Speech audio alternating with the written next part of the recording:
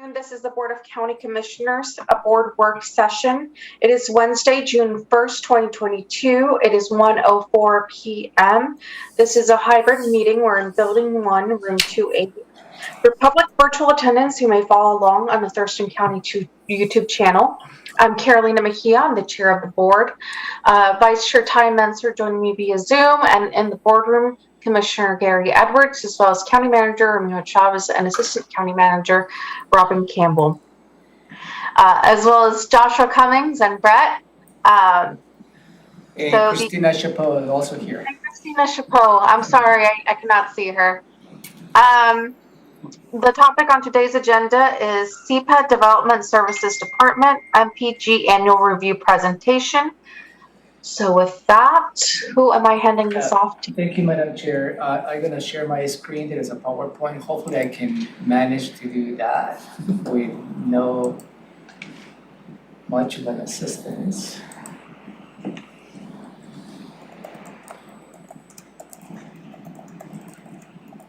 Ta-da! Can you see it?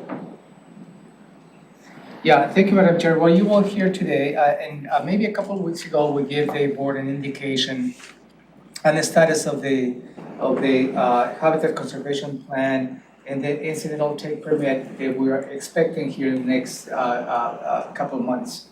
That is the optimistic outlook.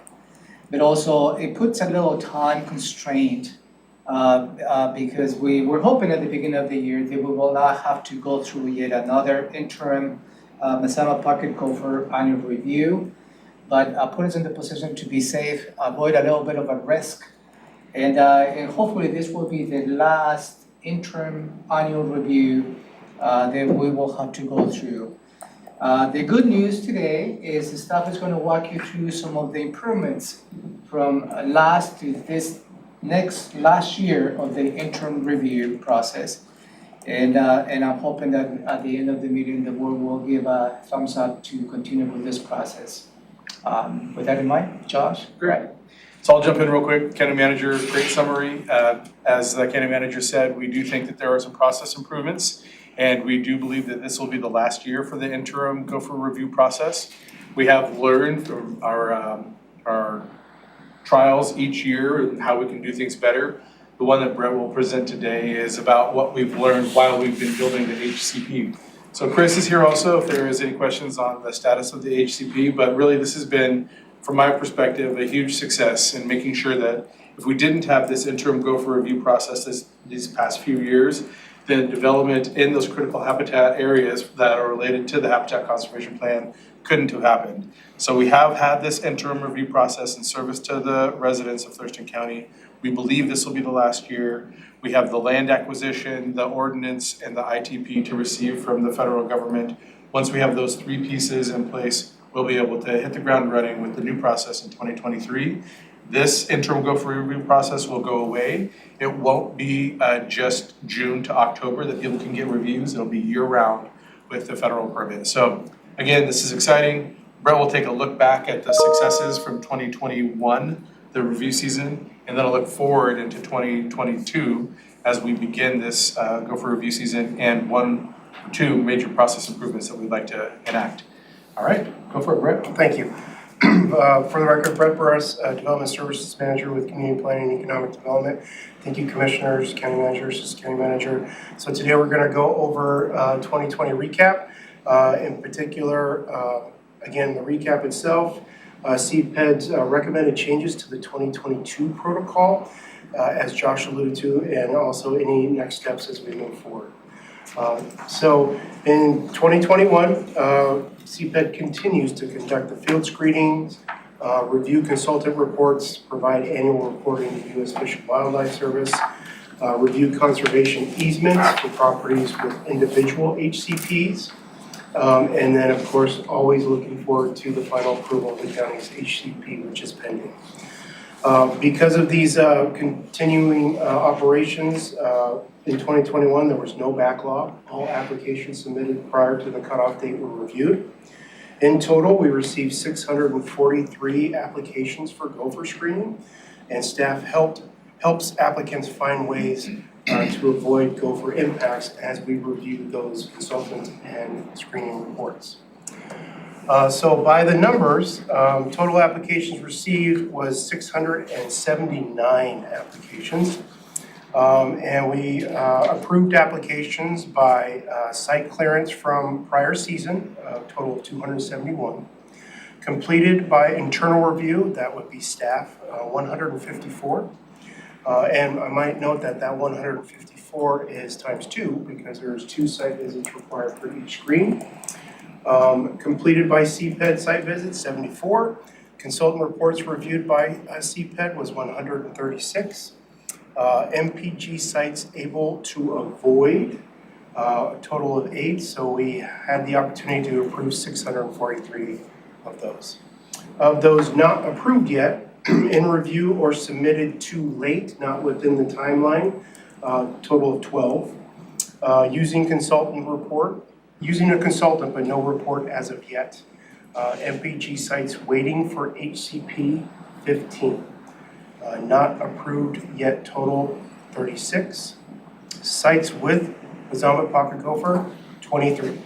Of these 23, 8 were able to avoid with staff help. So those are the big numbers that we always do every year. So out of the 679 that came in, 643 staff were able to find a path forward quickly. Out of the ones that they weren't, they're still in review.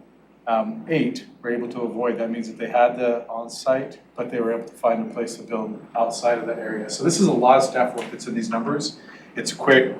Brett's done a good job of really breaking it down. But you can see that the vast majority staff was able to find a path forward. And the question that always comes from the commissioners is, how many are stuck? And those are the MPG sites waiting for HCP, so 15. Those are the ones that are gonna benefit from the permit coming up next year. Thank you. So CPED does propose changes to the protocols for 2022. So in the protocols, there are 3 total, which are listed in the PowerPoint, also in the information provided. Numbers 2 and 3, from the types of properties subject to review. Under the 2021 protocol, MPG reviews were completed on parcels that meet this criteria. As continued coordination with U.S. Fish and Wildlife Services and the continued coordination with Community Planning's group in developing the HCP, it was consulted and determined that protocols number 2 and 3 can be removed from the protocols themselves. And I'd like to read those to you. So protocol number 2 states, if the parcel is within 300 feet of mapped MPG soils, and number 3 is if parcel is within 600 feet of known MPG occupancy. So what this boils down to is that the soil is the habitat for the gopher. So if someone did not have gopher soils, but were within 300 feet of mapped soils, or within 600 feet of known occupied sites, we would still review a parcel that may not have gopher soils or the habitat to accommodate the endangered species. So again, through coordination with U.S. Fish and Wildlife and the work with community planning in doing so, it has been recommended to remove those. So there will be a certain number of projects which I unfortunately cannot provide at this time because we haven't gone through 2022. But there are going to be parcels that will not need to be screened for pocket gopher if the board elects to approve the changes in the protocol. So we had a built protocol that had these two and 3 in there.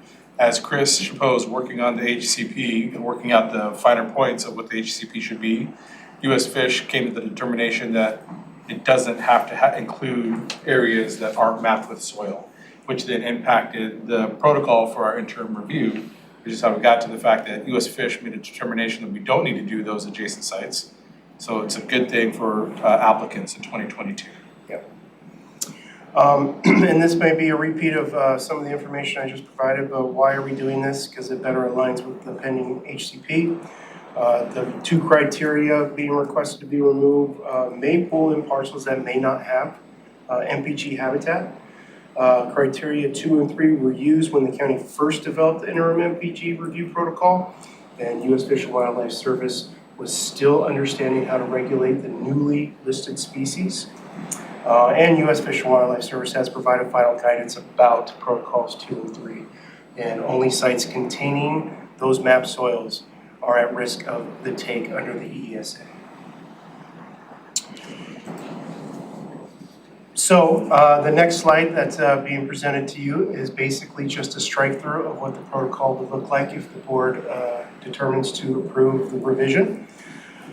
Just remove the 600 feet and remove the 300 feet. And next steps are board decision is requested. First option for the board is to approve CPED's request for the change in the 2022 Gopher protocol, or obviously they can disapprove CPED's change and use the 2021 Gopher protocol, which we have used in years past. Or you can direct staff to conduct additional research and possible other changes to the protocol. But for this briefing, staff is recommending option 1, which is to approve CPED's request for the change of the 2022 Gopher review protocol. And I am available for any questions that you may have. Questions, Commissioner Edwards? Okay, so then you had portions of those items lined out, but really, I mean, the whole line goes away, doesn't it? Okay, so back to the slide. It's this one right here. So one sentence goes entirely away, and this is slide number 7. Is that what you're looking at, Commissioner Edwards? Yeah. One sentence, which is labeled B, it's removing or within 300 feet of a soil type. Instead, it's just, it will be reviewed on soil type known to be associated with MPG occupancy. So we still have to review those that have the soil type, but we will stop reviewing those within 300 feet of that soil type if they do not have that. And then one remains the same, or you're adding a little bit to one? One remains the same, A goes away, B, remove 300 feet. Okay. Although one here on 7 is different than one on 5.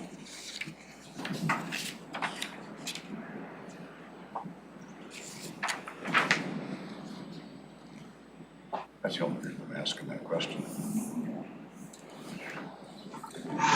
Yeah, you're right.